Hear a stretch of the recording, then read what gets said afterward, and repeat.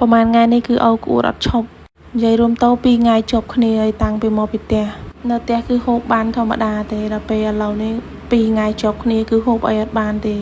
ហូបទៅគឺក្អួតមកវិញហូបទៅគឺក្អួតមកវិញសំបីតែផឹកទឹកសំបីតែហូបបាយហូបបបរហូបអីក៏ដោយគឺហូបអត់នៅហើយមូលហេតុដែលឲ្យខ្ញុំហូបអីអត់នៅក្អួតចេះតែក្អួតចង្អចេះតែក្អួតចង្អមកវិញ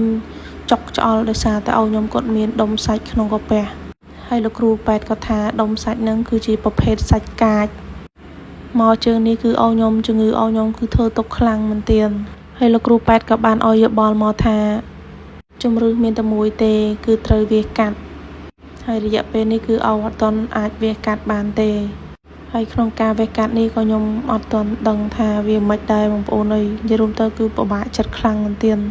ហើយស្អែកនេះក៏ត្រូវត្រឡប់ទៅព្រះវិហារវិញទៀតទៅធ្វើការវិញនៅថ្ងៃច័ន្ទទុកឲ្យម៉ែនៅជាមួយឪ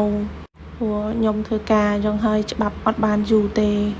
ដូរគ្នាអ្នកម្ដងពេលដែលខ្ញុំទៅផ្ទះហ្នឹងគឺឲ្យបងមកម្ដងក៏អរគុណខ្លាំងមែនទែនបងប្អូនដែលបារម្ភនឹងសួរសុខទុក្ខសួរពីដំណឹងសួរពីសុខភាពរបស់អូនខ្ញុំ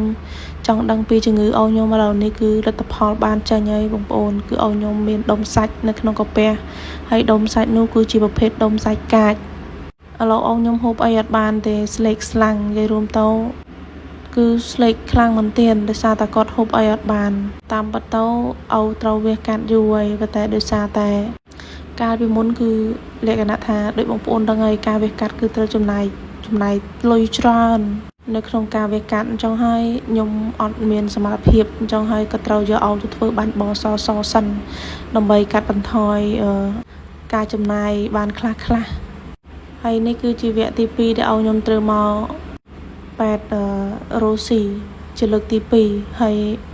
អ្វីដែលហូបបានតែចេះបងប្អូនបានតែ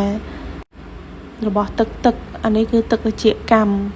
ហូបបានតែមួយផ្លែតទប់និយាយរួមទៅឲ្យតែរបស់ដែលធ្លាក់ចូលក្នុងកាពះគឺដឹងតែ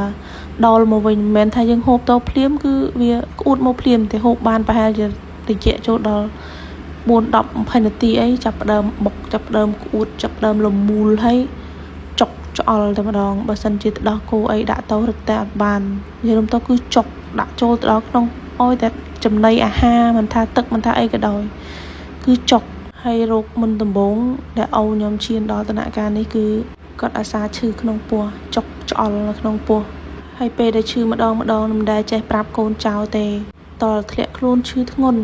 បើសិនជាអូគាត់ចេះនិយាយចេះមាត់តែជំងឺអូក៏មិនធ្លាក់ធ្ងន់ដល់ថ្នាក់នេះដែរនិយាយរួមទៅគឺឈឺធ្វើការទាំងឈឺអត់មានមាត់ប្រាប់កូនចៅទេតើឈឺធ្ងន់